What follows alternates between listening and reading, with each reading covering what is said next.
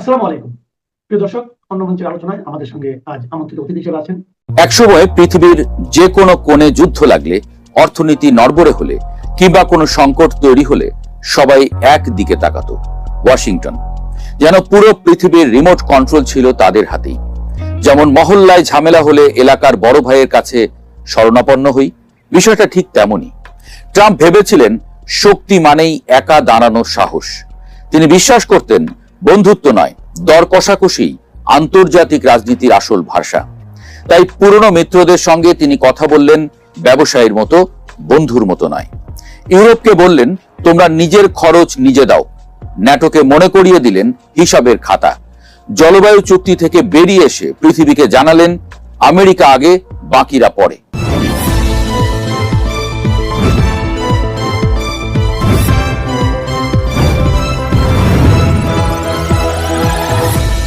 কথাগুলো শুনতে দৃঢ় লাগলেও এর ভেতরে ধীরে ধীরে জন্ম নিতে লাগলো দূরত্ব। ইতিহাসে আমেরিকা অনেক যুদ্ধ করেছে, অনেক শত্রু তৈরি করেছে, কিন্তু একা হয়ে পড়েনি কখনো। দ্বিতীয় বিশ্বযুদ্ধের পর থেকে পৃথিবীর মানচিত্রে আমেরিকার শক্তি শুধু তার অস্ত্র বা অর্থনীতির জন্য ছিল না, ছিল তার বন্ধুদের জন্য। লন্ডন, প্যারিস, টোকিও, সিউল সবাই মিলে এক অদৃশ্য জাল বুনেছিল, যার কেন্দ্রে ছিল ওয়াশিংটন। ট্রাম্প এসে সেই জালের সুতো একে একে টানতে শুরু করলেন। তিনি হয়তো ভাবেননি সুতো টানতে টানতে একসময় পুরো জালটাই আলগা হয়ে যাবে। মিত্ররা হঠাৎ আমেরিকার বিরুদ্ধে দাঁড়ায়নি, তারা শুধু একটু একটু করে দূরে সরে গেছে। ইউরোপ নিজের প্রতিরক্ষা নিয়ে নতুন করে ভাবতে শুরু করেছে। মধ্যপ্রাচ্যের পুরনো বন্ধুদের চোখে সন্দেহের রেখা। আর এশিয়ার দেশগুলো হিসাব করছে ওয়াশিংটন কি সত্যিই নির্ভরযোগ্য? আন্তর্জাতিক রাজনীতি শূন্যস্থান পছন্দ করে না। যেখানে একজন সরে যায় সেখানে অন্য কেউ এসে বসে পড়ে। এই ফাঁকটাই সবচেয়ে নীরবে কাজে লাগিয়েছে চীন। চীন কোনো উচ্চ স্বরে ঘোষণা দেয়নি যে আমরাই সেরা। তারা ট্রাম্পের মতো মঞ্চে দাঁড়িয়ে স্লোগানও দেয়নি, বরং তারা অপেক্ষা করেছে, যেন নদীর ধারে বসে থাকা এক জেলে যে জানে স্রোত একসময় নিজেই মাছ নিয়ে আসবে। যখন আমেরিকা বাণিজ্য যুদ্ধ শুরু করলো, তখন অনেক দেশ বিকল্প বাজার খুঁজতে লাগলো। যখন আমেরিকা আন্তর্জাতিক সংস্থাগুলো থেকে দূরত্ব বাড়ালো, তখন চীন সেখানে নিজের উপস্থিতি বাড়ালো। রাজনীতির ইতিহাসে বড় পরিবর্তনগুলো প্রায়ই যুদ্ধ দিয়ে নয়, বিশ্বাসের পরিবর্তন দিয়ে ঘটে। ট্রাম্প শক্তির প্রদর্শন করতে গিয়ে বিশ্বাসের জায়গাটাই নাড়িয়ে দিলেন। আর বিশ্বাস একবার ভেঙে গেলে তা আবার জোড়া লাগানো সবচেয়ে কঠিন কাজ। চীনের জন্য এ যেন অপ্রত্যাশিত উপহার। তারা দেখলো আমেরিকা নিজেই নিজের চারপাশে দেয়াল তুলছে। বিশ্বায়নের যে পথ আমেরিকা একসময় তৈরি করেছিল, সেই পথেই এখন চীন হাঁটছে নতুন নেতৃত্বের ভঙ্গিতে। আফ্রিকার বন্দর, এশিয়ার রেল লাইন, ইউরোপের বিনিয়োগ, সবখানে ধীরে ধীরে চীনের ছায়া লম্বা হচ্ছে। ট্রাম্প হয়তো চীনকে থামাতে চেয়েছিলেন, কিন্তু কখনো কখনো প্রতিপক্ষকে ঠেকাতে গিয়ে মানুষ অজান্তেই তার জন্য রাস্তা পরিষ্কার করে দেয়। এখানেই ইতিহাসের মজাটা। সাম্রাজ্যগুলো সাধারণত বাইরের আঘাতে ভাঙে না, ভাঙে নিজের সিদ্ধান্তের ভারে। রোম একদিন শক্তির অহংকারে ক্লান্ত হয়ে পড়েছিল। ব্রিটিশ সাম্রাজ্য বুঝতেই পারেনি কখন সূর্য অস্ত যেতে শুরু করেছে। আমেরিকার ক্ষেত্রেও প্রশ্নটা তাই। এটা কি পতনের শুরু, নাকি শুধু এক অস্থায়ী পথভ্রষ্টতা?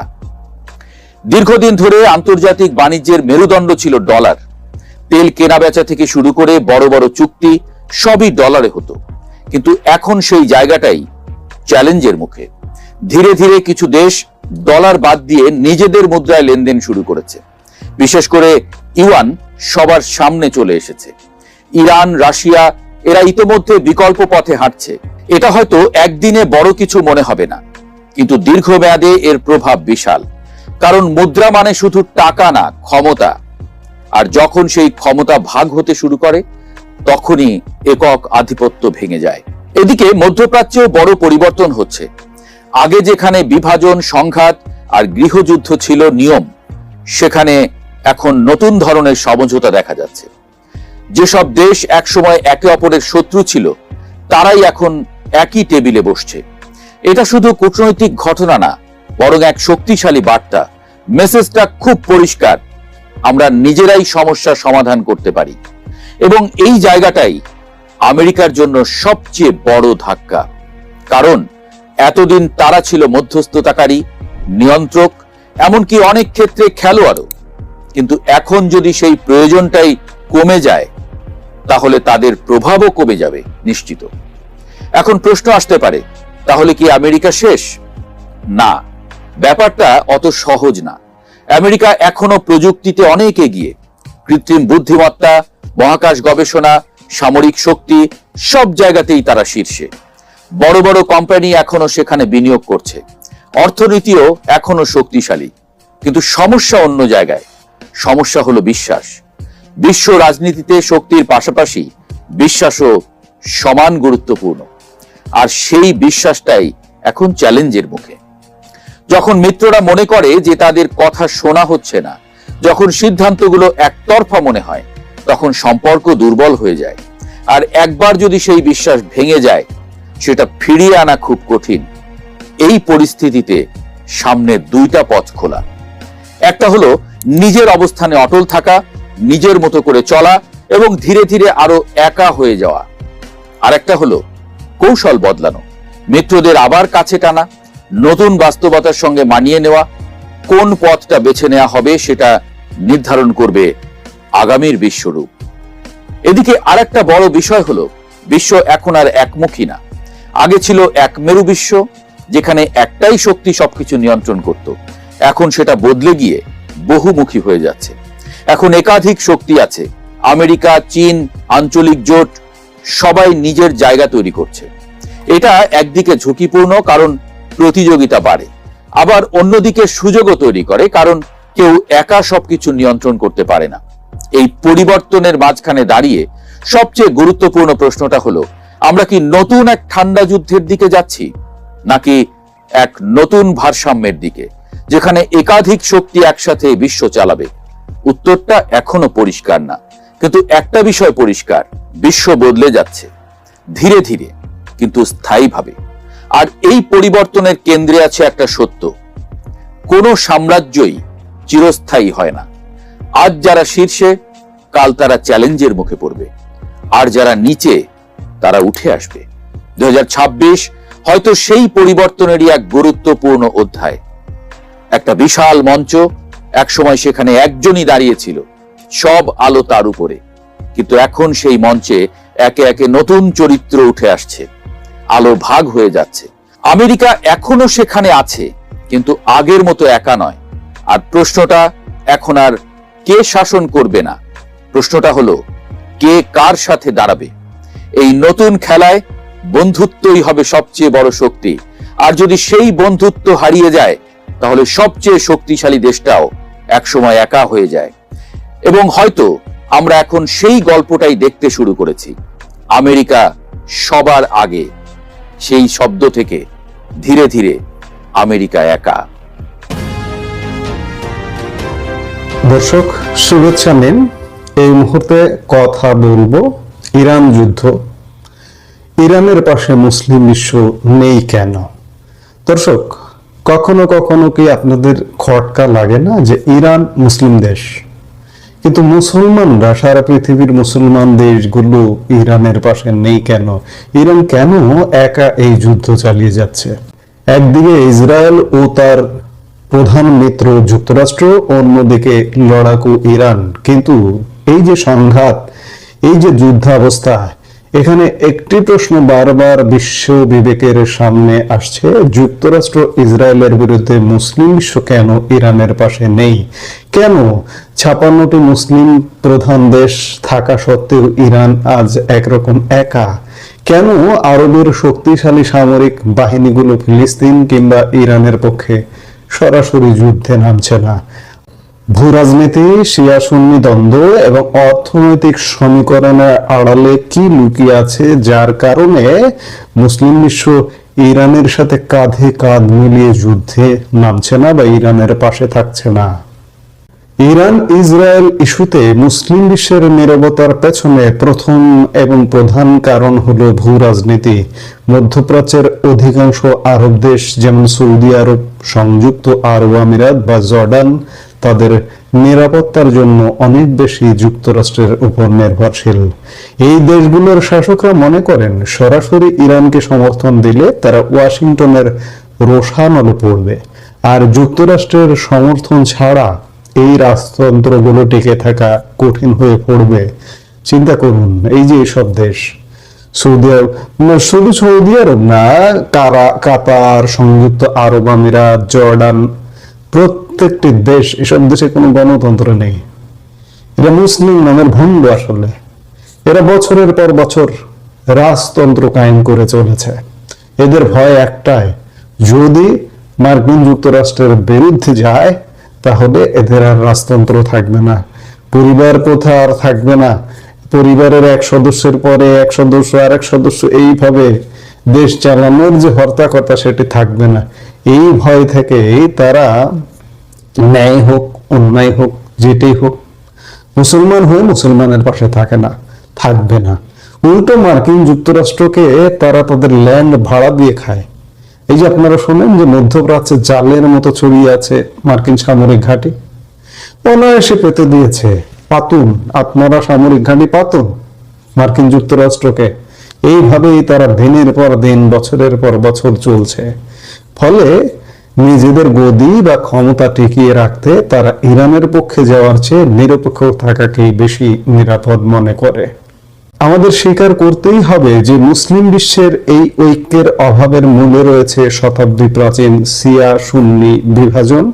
ইরান একটি শিয়া প্রধান দেশ এবং মধ্যপ্রাচ্যে শিয়া মতাদর্শের প্রভাব বিস্তারে তারা অগ্রগামী। অন্যদিকে সৌদি আরবের নেতৃত্বাধীন সুন্নি রাষ্ট্রগুলো ইরানকে একটি রাজনৈতিক এবং আদর্শিক হুমকি হিসেবে দেখে। তাদের আশঙ্কা, ইরান যদি এই যুদ্ধে জয়ী হয় বা শক্তিশালী হয়ে ওঠে তবে মধ্যপ্রাচ্যে তাদের প্রভাব খর্ব হবে। এই প্রক্সি ওয়ার বা ছায়া যুদ্ধের কারণে তারা ইসরায়েলের চেয়েও অনেক সময় ইরানকে বড় শত্রু মনে করে, আর এই বিভাজনকে কাজে লাগাচ্ছে পশ্চিমারা। গত কয়েক বছরে মধ্যপ্রাচ্যের রাজনীতিতে এক নাটকীয় পরিবর্তন এসেছে, যা আব্রাহাম অ্যাকার্স নামে পরিচিত।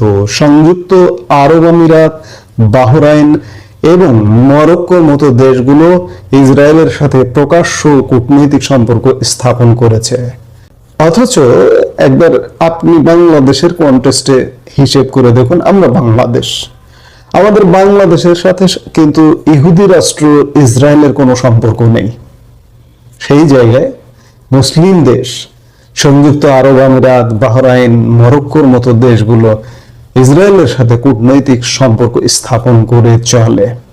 এই দেশগুলোর কাছে এখন ফিলিস্তিন বা মুসলিম ভ্রাতৃত্বের চেয়ে বড় হয়ে দাঁড়িয়েছে অর্থনৈতিক এবং প্রযুক্তিগত উন্নয়ন। ইসরায়েলের অত্যাধুনিক প্রযুক্তি এবং প্রতিরক্ষা ব্যবস্থার সুবিধা নিতে তারা এখন ইসরায়েলের সাথে বৈরিতা করতে চায় না। ফলে ইরানের সাথে ইসরায়েলের যুদ্ধ লাগলে তারা পরোক্ষভাবে ইসরায়েলকেই সুবিধা করে দেয়। এবার আসা যাক অর্থনৈতিক আলাপে। যুদ্ধের ময়দান শুধু মিসাইল দিয়ে জয় করা যায় না, এর জন্য প্রয়োজন শক্তিশালী অর্থনীতি। মুসলিম বিশ্বের দেশগুলো আজ বিশ্ব অর্থনীতির শিকলে বাঁধা। আইএমএফ, বিশ্বব্যাংক এবং পেট্রোডলারের যে প্রভাব, তাতে পশ্চিমা বিশ্বের বিরুদ্ধে গিয়ে ইরানের পাশে দাঁড়ানো মানে নিজের পায়ে কুড়াল মারা। বিশেষ করে মিশর বা জর্ডানের মতো দেশগুলো বিলিয়ন বিলিয়ন ডলারের মার্কিন সাহায্যের উপর নির্ভরশীল। তুরস্কের মতো দেশ ন্যাটো সদস্য হওয়ায় তাদের হাতও অনেক ক্ষেত্রে বাঁধা। ফলে যুদ্ধের ময়দানে হুঙ্কার দিলেও বাস্তবে তারা ইরানের জন্য কোনো কার্যকর পদক্ষেপ নিতে পারছে না। আরো একটি গুরুত্বপূর্ণ বিষয় হলো ইরানের নিজস্ব আঞ্চলিক কৌশল। ইরাক, সিরিয়া, লেবানন এবং ইয়েমেনে ইরান সমর্থিত সশস্ত্র গোষ্ঠীগুলো যেমন হিজবুল্লাহ বা হুথি সক্রিয়। আরব দেশগুলো মনে করে ইরান এই গোষ্ঠীগুলোর মাধ্যমে তাদের দেশের স্থিতিশীলতা নষ্ট করতে চায়। তাই ইরান যখন ইসরায়েলের বিরুদ্ধে যুদ্ধ করে তখন আরব দেশগুলো মনে মনে ইরানকে দুর্বল হতে দেখতে চায়। তারা মনে করে ইরান দুর্বল হলে তাদের অভ্যন্তরীণ নিরাপত্তা আরো সুসংহত হবে। এটি এক চরম দুর্ভাগ্যজনক বাস্তবতা যে অভিন্ন শত্রুর বিরুদ্ধে এক হওয়ার বদলে মুসলিম বিশ্ব আজ নিজেদের অভ্যন্তরীণ ভয়ে কুঁকড়ে আছে। তবে কি মুসলিম বিশ্বের সাধারণ মানুষও ইরানের বিরুদ্ধে? না, একদমই নয়। মুসলিম বিশ্বের প্রতিটি দেশের সাধারণ মানুষ ফিলিস্তিন এবং মুসলিম উম্মার পক্ষে ঐক্যবদ্ধ, কিন্তু জনগণের এই আবেগ আর সরকারের রাজনৈতিক সিদ্ধান্ত সবসময় এক নয়। আমরা দেখেছি তুরস্ক এবং ইন্দোনেশিয়ার রাজপথের লাখো মানুষের বিক্ষোভ, কিন্তু সেই বিক্ষোভ যখন যুদ্ধের ময়দানে রূপান্তরিত হতে চায় তখনই বাধার সৃষ্টি হয় আন্তর্জাতিক আইন আর কূটনীতির। ফলে ইরানকে আজ একাই লড়তে হচ্ছে তার সামরিক সক্ষমতা আর ড্রোন প্রযুক্তির উপর ভর করে। আমরা বলছি ইরানকে একাই লড়তে হচ্ছে, কিন্তু মুসলিম বিশ্ব ইরানের পাশে নেই। যাদেরকে মধ্যপ্রাচ্যের যে দেশগুলোকে বলা হয় মুসলিম বিশ্ব, মুসলিম নামের কলঙ্ক যদি বলেন তাহলেও ভুল হবে না। কিন্তু অমুসলিম চীন ইরানের পেছনে নেপথ্য শক্তি যোগাচ্ছে, অমুসলিম রাশিয়া ইরানের পেছনে নেপথ্য শক্তি যোগাচ্ছে। এই যে মুসলিম মুসলিম ধোয়া তুলে কি করবেন? দেশে দেশে ধোয়া তুলে কোনো আসলে কাজে দেয় না, অভ্যন্তরীণ সমাজে কোনো কাজে দেয় না। ধর্ম করুন, যে যার ধর্ম পালন করুন, কিন্তু সবার উপরে মানুষ সত্য তাহার উপরে নাই। এর চেয়ে বড় সত্য আর পৃথিবীতে হতে পারে না। যুক্তরাষ্ট্র ইসরায়েলের বিরুদ্ধে যুদ্ধে মুসলিম বিশ্বের ইরানের পাশে না থাকার কারণটি কোনো ধর্মীয় বিষয় নয়, বরং এটি ক্ষমতার রাজনীতি, স্বার্থ এবং ভয়ের মিশেল। যতক্ষণ পর্যন্ত মুসলিম বিশ্ব তাদের ব্যক্তিগত স্বার্থের উঠে ঐক্যবদ্ধ হতে না পারবে, ততক্ষণ পর্যন্ত এই বিভাজন বজায় থাকবে এবং সাম্রাজ্যবাদী শক্তিগুলো তার সুবিধা নেবে। মুসলিম বিশ্ব, হিন্দু বিশ্ব, খ্রিস্টান বিশ্ব বলে আসলে কিছু নেই। মানতে হবে, জানতে হবে, বুঝতে হবে মানুষ বিশ্ব, মানবতা বিশ্ব, সেখানে সার্থকতা। বুঝলেন তো কেন এই যে মুসলিম বিশ্ব নামে তথাকথিত দেশগুলো ইরানের পাশে নেই? বুঝুন, অনুভব করুন। এই মুহূর্তে এ পর্যন্ত। সবাই ভালো থাকুন, সুস্থ থাকুন। আমাদের ভিডিওগুলো নিয়মিত পেতে সাবস্ক্রাইব করুন Sajjad Kadir and the legends YouTube channel এবং লাইক, কমেন্ট, শেয়ার করে সাথে থাকুন।